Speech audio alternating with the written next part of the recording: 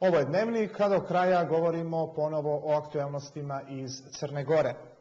U našoj zemlji još postoje problemi u oblasti životne sredine koji s obzirom na broj stanovnika i teritoriju nisu mali i neozbiljni. To je ocijenila direktorica Agencije za zaštitu životne sredine Daliborka Pejović. Pejović je povodom Dana planete kazala da Crna Gora ove godine ima 2 razloga za slavlje, ali i ozbiljnu analizu problema u životnoj sredini.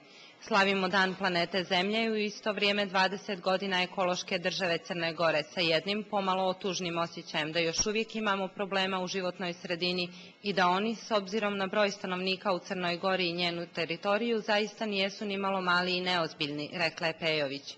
Ona je kazala da poseban problem u životnoj sredini predstavljaju industrijski zagađivači.